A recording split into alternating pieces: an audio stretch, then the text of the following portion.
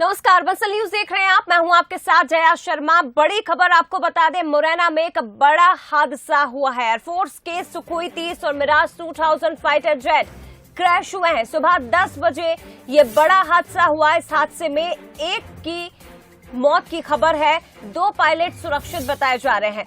ये बड़ी खबर इस वक्त की। ये दोनों जो विमान हैं नियमित अभ्यास पर निकले थे। ग्वालियर एयरबेस से इन्होंने उड़ान भरी थी और दोनों प्लेन आपस में टकरा गए, दोनों विमान आपस में टकरा गए, जिसके चलते ये बड़ा हादसा हुआ। हालांकि प्रारंभिक तौर पर ये जानकारी मिल रही है कि दोनों विमानों के आपस में टकराने से ही ये प्लेन क्रैश हुए हैं, लेकिन अब ये जांच का विषय है कि किसी तरह की कोई लापरवाही, कोई मानवीय भूल इसके पीछे एक बड़ी वजह हो सकती है, जो कि जांच की जाएगी। फिलहाल ये बड़ी खबर। और आपको ये भी जानकारी दे दें, राहत की बात यह है कि दोनों पायलट मिल चुके हैं टीम को, जवानों को, जिनका इलाज जारी है।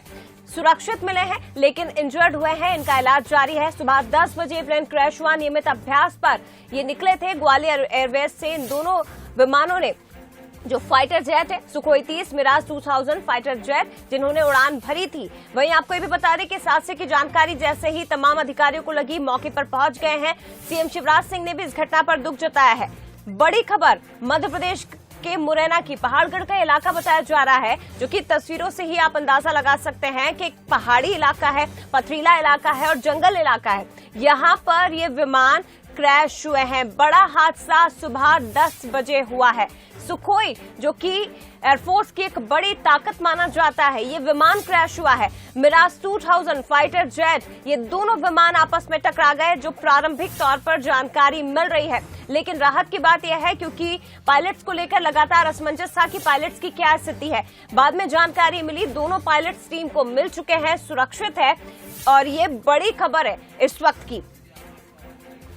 तो बता दें आपको, सूचना मिलते ही मौके पर राहत बचाव दल पहुंचा। आगे की कार्रवाई शुरू कर दी गई है। अब इस मामले में आगे जांच की जाएगी कि आखिर ये हादसा कैसे हुआ है। वहीं ये भी जानकारी मिल रही है, रक्षा मंत्री राजनाथ सिंह ने एयरफोर्स चीफ से इस हादसे को लेकर बातचीत भी की है, जानकारी भी ली है।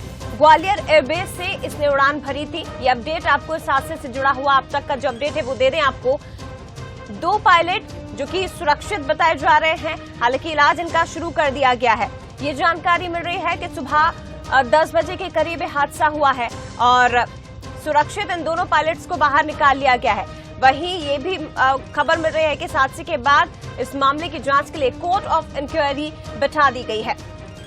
ये देखा जाएगा कि आखिर इस हादसे की वजह क्या रही। दोनों विमान आपस में टक्कर से दुर्घटनाग्रस्त हुए हैं या किसी और कारण के चलते कोई मानवीय भूल, मानवीय चूक या लापरवाही इस हादसे की वजह रही है। सीएम शिवराज सिंह चौहान ने भी इस हादसे पर दुख जताया है।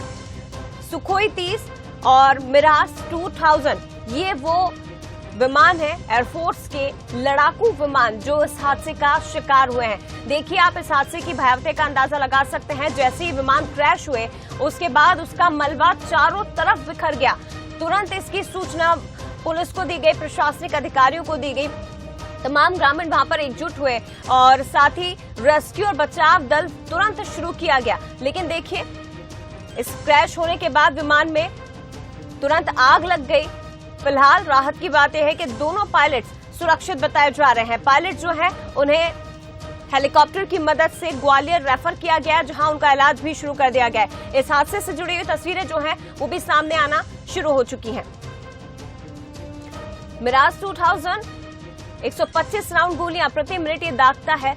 इसे भारत की सेना की ताकत माना जाता है। 68 मिलीमीटर के 18 रॉकेट प्रति मिनट में ये दाग सकता है। पहली बार 1970 में इस मिराज 2000 ने उड़ान भरी थी। French multi role single engine 4थी पीढ़ी का फाइटर जेट बताया जाता है। कारगिल युद्ध में एक महत्वपूर्ण भूमिका इस लड़ाकू विमान ने निभाई थी। 47 फीट लंबाई खाली विमान का वजन 7500 किलो है और 13800 किलो गोला बारूद के साथ ये तेजी से रफ्तार में उड़ान भरता है। तो ये भारत की ताकत है, मिराज 2000 और दूसरी तरफ सुखोई। लेकिन ये दोनों विमान क्रैश बताए जा रहे हैं। एक बड़ा हादसा हुआ है मुरैना में।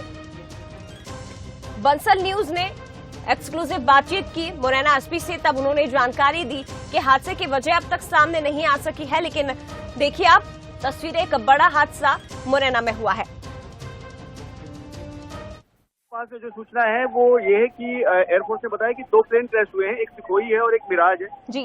मिराज है जो पहाड़गढ़ थाना क्षेत्र में है, वहाँ पे 2 पायलट मिल भी गए हैं और पुलिस की टीम और प्रशासन की टीम मौके पे है। पूरे एरिया को कॉर्डन ऑफ किया गया है।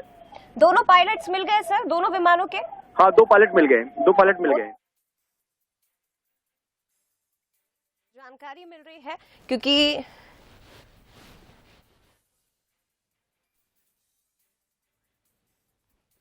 चलिए इस हादसे पर और भी ज्यादा बातचीत हम करेंगे। इसके टेक्निकल जो एस्पेक्ट्स हैं वो जानने की जरा हम कोशिश करते हैं। हमारे साथ मृगेंद्र सिंह एयर कमोडोर इस वक्त फोन लाइन पर जुड़े, इसके साथ ही पीके श्रीवास्तव साहब है, एयर मार्शल है, वो हमारे साथ लाइव जुड़े हुए हैं। सबसे पहले पीके श्रीवास्तव जी, मैं आपके पास ही आना चाहूंगी इस हादसे से जुड़ी और भी ज्यादा जानकारी, क्योंकि अपडेट लगातार ये मिल रहे हैं कि दोनों विमान आपस में टकराए। प्रारंभिक तौर पर जो जानकारी सर अब तक मीडिया को मिली है कि दोनों विमान आपस में टकराए और उसके बाद क्रैश हो गए, लेकिन आपसे मैं समझना चाहूंगी कि क्या कुछ हादसे की वजह रह सकती है, क्योंकि मौसम तो वहां मुरैना में पूरी तरह से साफ था, लेकिन इसके पीछे और क्या वजह मानी जा सकती है? देखिए, पहली बात तो ये, मेरे पास इस टाइप की इंफॉर्मेशन नहीं है कि दोनों जहाज आपस में टकराए जी। जो भी कुछ न्यूज मुझे अभी मिली है वो मीडिया के थ्रू ही मिली है। ऐसा होने की संभावना तो बहुत कम होती है। ज्यादातर विमान यदि हादसाग्रस्त होता है तो उसके या तो ह्यूमन एरर हो सकता है या टेक्निकल एरर हो सकता है जी, या फिर हो सकता है कोई बर्ड उससे टकराई हो या कोई मटेरियल फेलियर हो गया हो। तो ये रीजन होते हैं किसी भी एविएशन में हादसा होने के, और हो सकता है कि किसी वजह से ये हादसा हुआ हो। अभी कोर्ट ऑफ इंक्वायरी ऑर्डर हो चुकी होगी, क्योंकि कोई भी हादसा होता है तो court of inquiry immediately order हो जाती है। तो कोर्ट ऑफ इंक्वायरी ऑर्डर हो गई होगी। अब चूंकि कोर्ट ऑफ इंक्वायरी में बहुत ही अच्छे मेंबर्स होते हैं, बहुत टेक्निकल मेंबर होते हैं, फ्लाइंग मेंबर्स होते हैं और दूसरे डॉक्टर की तरफ से भी मेंबर्स होते हैं, तो ये सब पूरी तरह बैठ के ये कमेटी बैठेगी और इस हादसों की जानकारी लेगी कि क्या क्या रीजन हो सकते हैं, और फाइनली वो अपनी रिपोर्ट एयर हेडक्वार्टर को सबमिट करेगी। उसके बाद ही कुछ पता चल पाएगा कि असली वजह क्या थी। बिल्कुल, ये लेकिन इस स्टेज पे ये कहना मुश्किल है, इस स्टेज पे कुछ भी कहना मुश्किल है कि क्या हुआ हो। बिल्कुल, लेकिन ये सर बहुत महत्वपूर्ण जानकारी आपने दी है श्रीवास्तव सर, क्योंकि अब तक जैसा कि आप भी जिक्र कर रहे हैं यही जानकारी मिल रही थी कि प्लेन आपस में टकरा गए, जिसकी संभावनाएं आपने बताई है कि बेहद कम है। हो सकता है कोई बर्ड, कोई पक्षी इस प्लेन से टकरा गया हो जिससे ये हादसा हुआ हो। मौसम को वजह नहीं माना जा सकता, लेकिन ये बहुत इंपॉर्टेंट इन्फॉर्मेशन सर आपके जरिए हमें मिली है। बने रहिएगा। मृगेंद्र सिंह एयर कमोडोर भी हमारे साथ इस वक्त फोन लाइन पर जुड़े हुए हैं। मृगेंद्र जी, अगर हम इन दोनों विमानों को समझना चाहें तो सर इनके बारे में जरा जानकारी दीजिए। सुखोई 30 जो कि भारत की वायुसेना की एक बड़ी ताकत माना जाता है, और ऐसे ही मिराज 2000 एक बड़ी ताकत के रूप में इसे देखा जाता है, लेकिन क्या वजह आप इसके पीछे की मान सकते हैं सर? देखिए, सुखोई 30 और मिराज 2000 भारतीय वायुसेना के ही नहीं बल्कि विश्व के one of the most advanced fighter planes हैं जी। और मैंने अपने सर्विस काल में सुखोई 30 को उड़ाया भी है एज ए फाइटर पायलट, और मैं ये दावे के साथ कह सकता हूं कि इनमें जो उपकरण लगे रहते हैं, इनके जो इंजन है, इनका एयर फ्रेम है, बहुत ही टेस्टेड है और ये इनके फेलियर होने की बहुत रिमोट चांसेस होते हैं। मगर फिर भी मशीनरी है। क्या कारण है, कैसे हुआ है, जैसे कि श्रीवास्तव साहब ने बताया कि भारतीय वायुसेना ऐसे एक्सीडेंट्स का बहुत ही प्रोफेशनल तरीके से उसकी गहराई तक जाकर के इन्वेस्टिगेट करती है, और जो भारतीय वायुसेना के बेस्ट ऑफ ब्रेन्स होंगे, सबसे अच्छे टेक्नीशियंस होंगे, पायलट्स होंगे, उनको इसमें इन्वॉल्व किया जाएगा और वो इसकी तह तक जाएंगे और बताएंगे कि एक्चुअली कारण क्या हुआ। मैं ये भी कह देना चाहूंगा कि इस समय हम लोगों को किसी निष्कर्ष पर नहीं पहुंचना चाहिए, क्योंकि अभी बहुत ही प्रिलिमिनरी जानकारी अपने पास आ रही है। इसलिए हमें केवल यही सोचना चाहिए कि ये दुखद घटना है और बहुत ही रेयर घटना है, हमेशा ऐसी घटनाएं नहीं होती हैं। तीसरी बात मैं ये कहना चाहूँ कि आपने जो अपने न्यूज में कहा कि 2 पायलट्स मिल गए हैं, मुझे चिंता तीसरे पायलट की है, क्योंकि सुखोई 30 में 2 पायलट्स होते हैं और मिराज में 1 पायलट होता है जी। तो मिराज में भी 2 तरह के एयरक्राफ्ट होते हैं, 2 पायलट वाले भी होते हैं, सिंगल पायलट वाले होते हैं। तो किसी भी तरीके से इसमें 2 से ज्यादा पायलट इन्वॉल्व हैं इस एक्सीडेंट में। तो हमें अभी ये सोचना चाहिए कि हमारा तीसरा, या अगर 4 पायलट थे तो बाकी 2 पायलट कहाँ हैं, सुरक्षित हैं, मिले कि नहीं मिले हैं। जी बिल्कुल सर, ये बेहद महत्वपूर्ण है। हालांकि जो बाकी जो पायलट्स हैं उनकी भी तलाश की जा रही है। 2 पायलट सुरक्षित हैं, ये बेहद राहत की बात है, और बाकी जो 2 पायलट्स हैं उनके भी सुरक्षित होने की उम्मीद हम करते हैं, ईश्वर से यही प्रार्थना है। मृगेन जी, लेकिन इन पायलट्स, ये जो विमान है, इन्हें हम जरा समझने की कोशिश करेंगे कि आपने, क्योंकि आप कह रहे हैं कि आपने सुखोई उड़ाया भी है, तो इनके रिकॉर्ड्स के बारे में सर हमारे दर्शकों को बताइए। युद्ध भूमि में तो हमने इन्हें देखा है आसमान में दहाड़ते हुए, गरजते हुए, कैसे दुश्मन के ऊपर ही हमला करते हैं, लेकिन इससे इतर अगर हम इनके रिकॉर्ड्स को समझने की कोशिश करें, दोनों ही विमानों के बारे में, हादसों से जुड़े हुए, तो क्या रिकॉर्ड्स है सर इनके? दोनों के बहुत ही सेफ्टी रिकॉर्ड्स बहुत ही अच्छे हैं, और बहुत ही रेयर ऐसा हुआ है कि कभी एक्सीडेंट्स हुए हैं। कुछ एक्सीडेंट्स हुए हैं, मिराज 2000 के भी, सुखोइस के भी, उसमें टेक्निकल फेलियर मुख्य तरह से कारण रहा है। और कोई भी मशीनरी है, वो मशीनरी बहुत रिलायबल दोनों मशीनरीज हैं, लेकिन हाँ, मशीनरी है तो कभी ना कभी फेलियर हो सकता है कई बार, क्योंकि इंसान उसमें इन्वॉल्व होते हैं, ह्यूमन एरर भी होता है। लेकिन पास्ट रिकॉर्ड में अगर जाया जाए तो हम ये पाएंगे कि इनका सेफ्टी रिकॉर्ड बहुत ही हाई रहा है, बहुत ही ऊंचा सेफ्टी रिकॉर्ड रहा है। और हमने तो कभी भी ऐसा नहीं देखा होगा कि इस तरीके से एक्सीडेंट्स हुए हों। अब ये आज जो हादसा हुआ है बड़ा दुखद है, और भारतीय वायुसेना, मुझे पूरा भरोसा है कि प्रोफेशनल तरीके से इसकी सतह तक जाएगी। सर मैं आपको रोकना चाहूंगी। वो पड़े हुए हैं 2 पायलट, जो एयरफोर्स से सूचना हमें मिली है उसमें एक विमान में 2 पायलट थे और एक में सिंगल पायलट थे। तो 2 पायलट सही सलामत मिल गए हैं, और एक पायलट के कुछ बॉडी पार्ट्स यहाँ पे पड़े हुए हैं। और एक अभी ये भी सूचना प्राप्त हुई है कि भरतपुर में भी कुछ जो विमान के जो हिस्से हैं वो भरतपुर में भी मिले हैं, तो उसके बारे में जो है पतारसी चल रही है।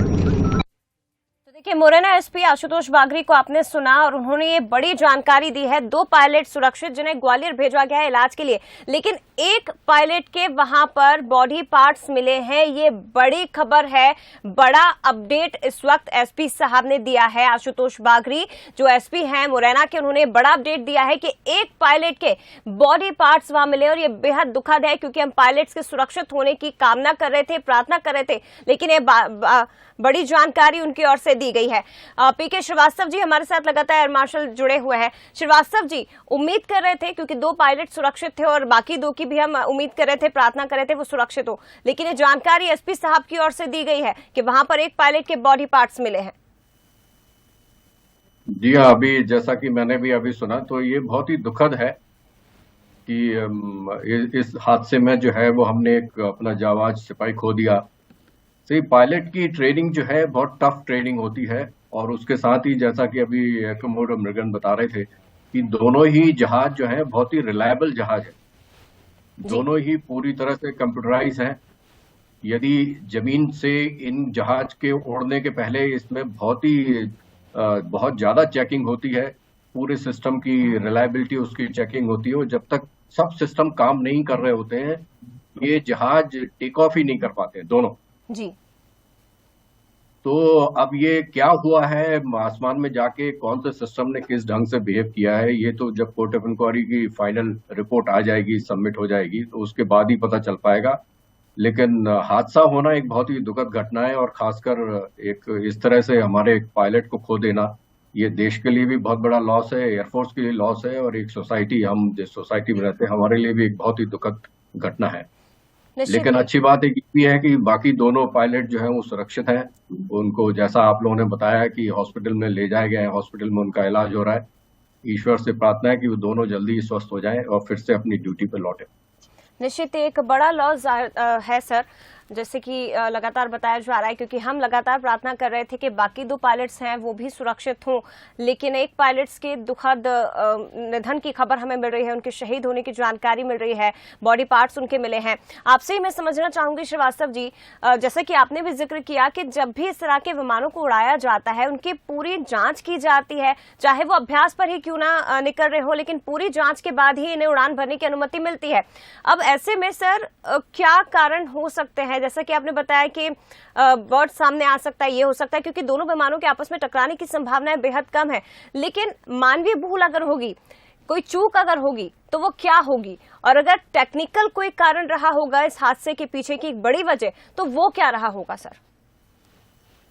देखिए, जैसा मैंने कहा ना, अभी कोर्ट ऑफ इंक्वायरी ऑर्डर हो चुकी है और उस कोर्ट ऑफ इंक्वायरी में जो है वो सभी फील्ड के मेंबर्स रहते हैं, और तो वो ही इस चीज को पूरी तरह से देख पाएंगे और फिर कोई निष्कर्ष निकलेगा। अभी कुछ भी कहना मुश्किल है कि हुआ क्या होगा, क्योंकि ब्लैक बॉक्स जो है, जैसा कि जनरल पब्लिक के उसमें कहा जाता है, ब्लैक बॉक्स होता है एयरक्राफ्ट में, एविएशन में, तो उसको रिट्रीव किया जाएगा, फिर उसमें उसकी स्टडी होगी, उसमें देखा जाएगा कि इंजन्स के पैरामीटर्स ठीक थे, जो पायलट ने एक्शन लिए वो सब ठीक थे कि नहीं, कोई मटेरियल फेल्योर तो नहीं हुआ है। तो इन सब बातों को बहुत डिटेल में देखा जाएगा। जब इन सब बातों को डिटेल में देखा जाएगा, काफी डिस्कशन होगा उसके ऊपर, कुछ कोशिश की जाएगी किसी चीज को सिमुलेट करने की, उसके बाद ही जो है कुछ निष्कर्ष पे पहुंचा जा सकता है कि हुआ क्या। अभी कुछ भी कहना बहुत मुश्किल है। जी, अभी कुछ भी जानकारी देना वाकई में सर बहुत जल्दबाजी भी इसे माना जाएगा। बाकी कोर्ट ऑफ इंक्वायरी जब बैठेगी तो उसी में पूरी जांच निकल कर आएगी कि आखिर क्या इस हादसे के पीछे की वजह रही होगी। मृगेंद्र सिंह जी भी हमारे साथ लगातार जुड़े हुए हैं।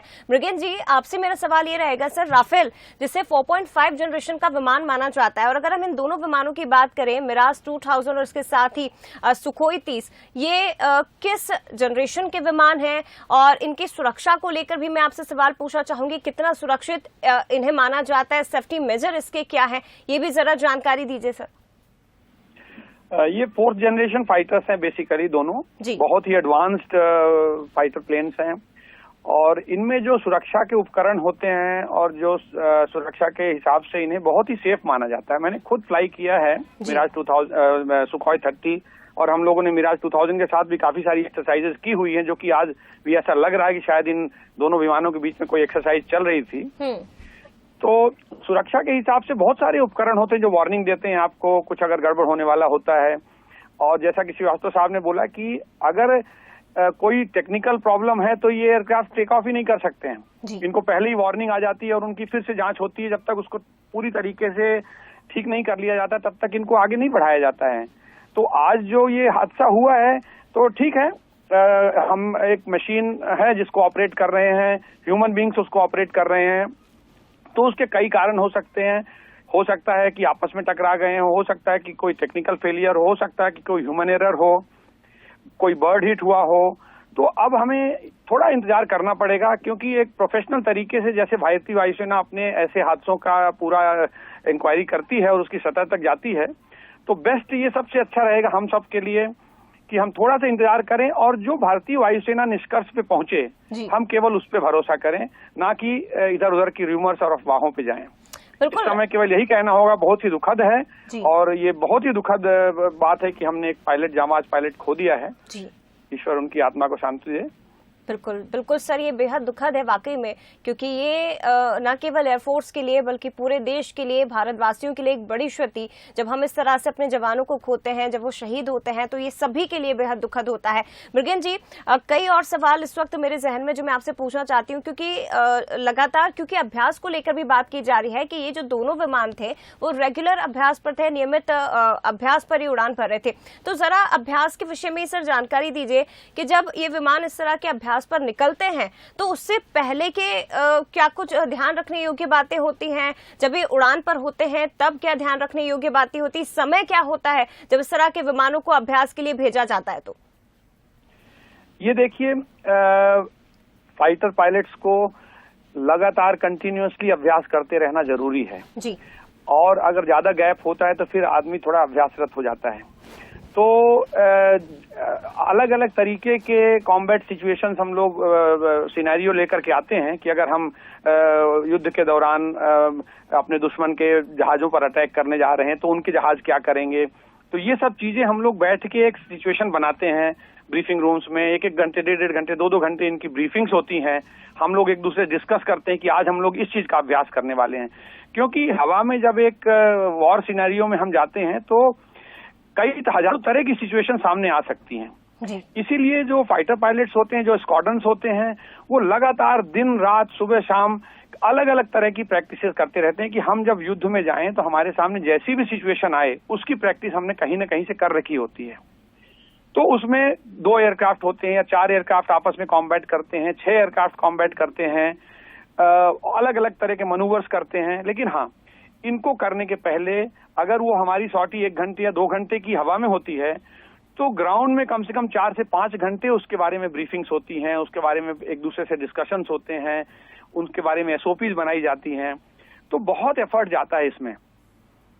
तो एक प्रोफेशनल तरीका है करने का जी। और it is a serious business, मैं कहूंगा ये एक आसान काम नहीं है, बिल्कुल। बट ठीक है, प्रोफेशनल हजार्ड्स भी होते हैं हर किसी काम में, ये भी एक हजार्ड है। अगर आज हुआ है कोई ना कोई चीज तो उसको हम लोग पता करेंगे और आगे ऐसी कोशिश होगी एयरफोर्स की पूरी तरीके से कि आगे हम उसमें ऐसे कुछ करेक्टिव मेजर्स लेकर के आए कि आगे ऐसे हादसे ना हो।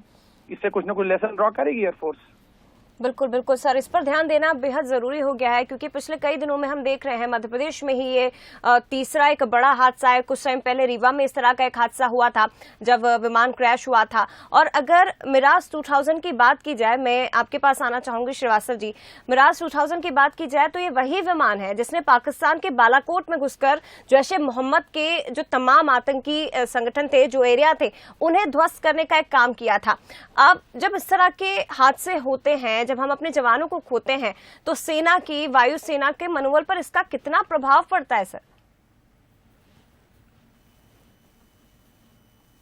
देखिए, ये क्षणिक है, खराब लगता है कि हमने अपना एक साथी खो दिया, लेकिन जो भी भारतीय वायुसेना या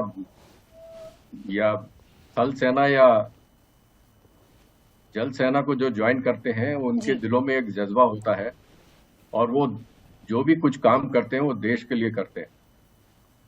छोटी मोटी मुसीबतों से कोई घबराता नहीं है जी। हमको पता है हम किस प्रोफेशन में हैं, हमको पता है, खासकर यदि मैं वायुसेना की बात करूं तो हमको पता है कि एविएशन कितना रिस्की बिजनेस है। तो जब हम सोच के ही आते हैं कि इस रिस्की बिजनेस में हम आ गए हैं, दूसरा जब वॉर छिड़ेगी तो कुछ भी हो सकता है, तो ये सब बातें हमारे मन में रहती हैं।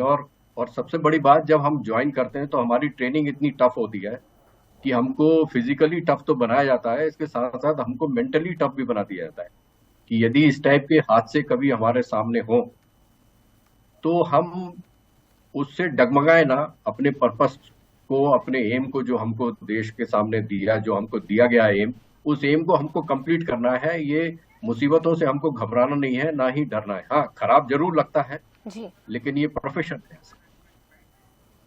बिल्कुल निश्चित तौर पर सर, क्योंकि हमारे ही बीच से किसी एक साथी को हम खोते हैं, बहुत ज़्यादा उनके लिए फील होता है। लेकिन जब आप जिस तरह के प्रोफेशन में हैं, जैसे कि आप भी कह रहे हैं, जब आप होते हैं देश की सुरक्षा के लिए, तो आपके जहन में बस यही बात होती है कि हमें केवल दुश्मन को ध्वस्त करना है, दुश्मन के ठिकानों को ध्वस्त करना है, और उसके लिए हमें देश के लिए अगर शहीद भी होना पड़े तो उससे भी आप लोग कदम पीछे नहीं हटाते हैं। मृगेंद्र सिंह जी, आपसे भी मेरा आखिरी सवाल यही रहेगा सर। जी श्रीवास्तव जी, आप कुछ कहना चाहते हैं? एक चीज और बोलना चाहूंगा मैं। अभी देखिए, 2-4 दिन टीवी में ये सब डिस्कशन हो गया, उसके बाद जो है लोग भूल जाते हैं, लेकिन जो हम लोग रहते हैं, हम लोग उनकी फैमिलीज को पूरे समय देखते रहते हैं जी, तो वो बड़ा दुखद होता है, बहुत बड़ा दुख का रीजन बन जाता है, क्योंकि उनकी फैमिलीज को देखना है, उनके बच्चे भी होते हैं, कईयों के छोटे बच्चे होते हैं, कईयों के बच्चे ग्रोइंग होते हैं, उनको पालना, उनकी जो शहीद हो जाते हैं, उनकी जो लेडीज होती हैं, उनके लिए भी लाइफ बहुत टफ हो जाती है। लेकिन सब सहते हैं और करते हैं, आगे जीवन चलता रहता है। सर बिल्कुल, इसे तो फिर इसी तरह से देखा जाएगा कि जिस तरह से आप लोग इस प्रोफेशन में होने के बाद इतने मजबूत हो जाते हैं, मेंटली भी, फिजिकली भी, वैसे ही आप अपनी फैमिली को उतना स्ट्रांग कर देते हैं कि हम रहे ना रहे, लेकिन आपको बिल्कुल पूरी तरह से मजबूत रहना होगा और आगे हमेशा खड़ा रहना होगा। मृगेंद्र सिंह जी भी हमारे साथ लगातार जुड़े हुए हैं। सर, यही मेरा सवाल आपसे आखिरी रहेगा कि जब आप इस तरह की ट्रेनिंग में होते हैं या आप इस तरह के युद्ध में पहुंचते हैं, जब आप ड्यूटी पर होते हैं, तो आप मेंटली कितना प्रिपेयर होते हैं इन चीज को लेकर, ये भी जानकारी दीजिए सर। और किस तरह की उस समय मानसिक स्थिति रहती है एक जवान की जब वो युद्ध क्षेत्र में उतरता है ऐसे विमानों के साथ? देखिए, जैसा कि अभी श्रीवास्तव साहब ने कवर किया कि हम लोगों की जब इनिशियल ट्रेनिंग ही इस तरह की होती है कि फिजिकली और मेंटली इतना स्ट्रांग हर सोल्जर हो जाता है, वो आर्मी, नेवी, एयरफोर्स किसी का भी हो जी, कि जब वो किसी एक अपने मिशन में उतरता है, टास्क में उतरता है, तो उसके सामने केवल एक फोकस, उसका एम होता है, वो टास्क होता है। उस समय फिर सब कुछ वो भूल चुका होता है, बाकी चीजें। अच्छा, इसको हमें मेंटली स्ट्रांग करने के पीछे हमारा जो एनवायरनमेंट है एयरफोर्स का या आर्म फोर्सेस का, हमारी फैमिली का बहुत बड़ा रोल होता है कि हमें पता है कि वो स्ट्रांग हैं और किसी भी सिचुएशन को झेलने के लिए उनके अंदर इतना आत्मबल है जी। तो हम लोग जब मैदान में उतरते हैं या किसी मिशन के लिए जाते हैं तो फिर कोई भी चीज दिमाग में एक अपने एम के अलावा, मिशन सक्सेस होने के अलावा दिमाग में कोई भी चीज नहीं आती बाद में। निश्चित जी। तो ये एक सीरियस बिजनेस है, मैं फिर से कहना चाहूंगा, एक वो है। और मेरे ख्याल से जो आपने बात बीच में कही थी कि कितना हम लोग डिमोरलाइज होते हैं या क्या होते हैं, तो वो बात बिल्कुल सामने किसी के जहन में नहीं आती है।